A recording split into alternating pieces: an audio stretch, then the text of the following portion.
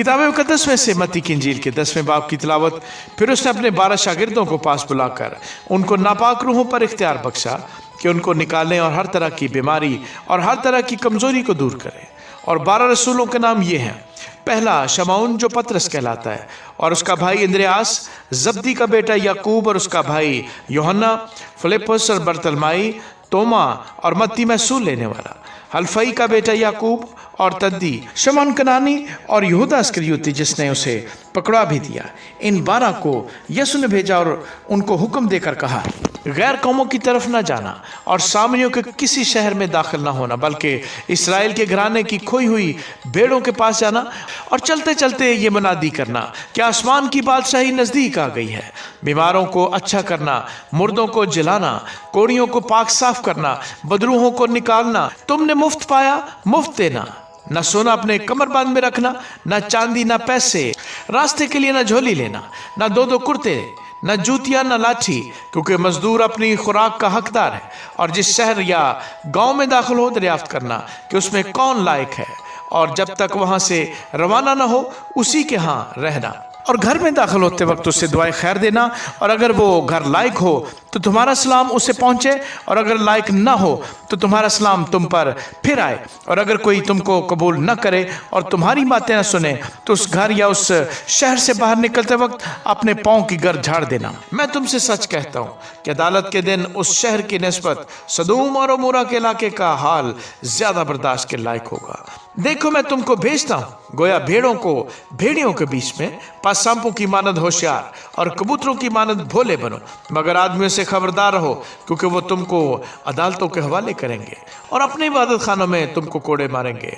और तुम मेरे सबब से हाकिमों और बादशाहों के सामने हाजिर किए जाओगे, ताकि उनके और गैर कौमों के लिए गवाही हो। लेकिन जब वो तुमको पकड़वाएं तो फिक्र ना करना कि हम किस तरह कहें या क्या कहें, क्योंकि जो कुछ कहना होगा उसी घड़ी तुमको बताया जाएगा। क्योंकि बोलने वाले तुम नहीं बल्कि तुम्हारे बाप का रूह है जो तुम में बोलता है। भाई को भाई कत्ल के लिए हवाले करेगा, और बेटे को बाप, और बेटे अपने माँ बाप के बरखिलाफ खड़े होकर उनको मरवा डालेंगे।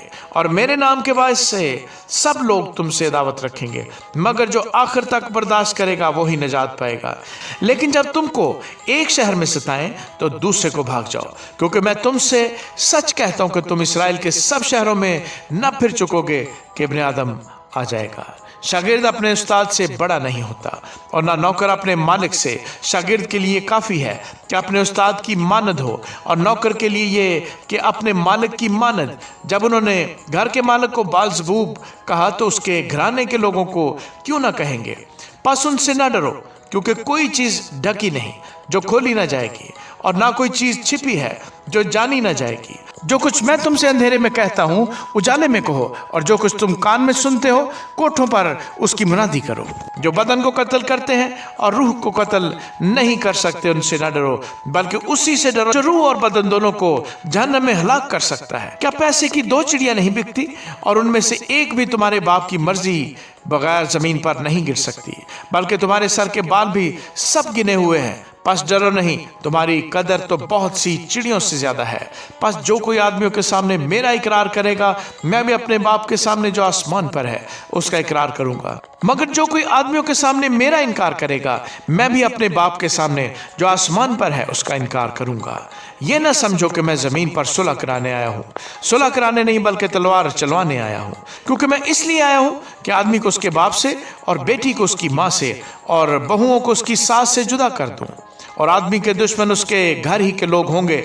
जो कोई बाप या माँ को मुझसे ज्यादा अजीज रखता है वो मेरे लायक नहीं, और जो कोई बेटे या बेटी को मुझसे ज्यादा अजीज रखता है वो मेरे लायक नहीं। और जो कोई अपनी स्लीब ना उठाए और मेरे पीछे न चले वो मेरे लायक नहीं। जो कोई अपनी जान बचाता है उसे खोएगा, और जो कोई मेरी खातिर अपनी जान खोता है उसे बचाएगा। जो तुमको कबूल करता है वो मुझे कबूल करता है, और जो मुझे कबूल करता है वो मेरे भेजने वाले को कबूल करता है। जो नबी के नाम से नबी को कबूल करता है वो नबी का अजर पाएगा, और जो रास्तबाज के नाम से रास्तबाज को कबूल करता है वो रास्तबाज का अजर पाएगा।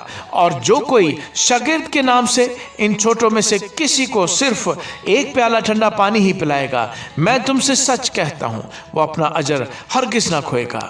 आमीन।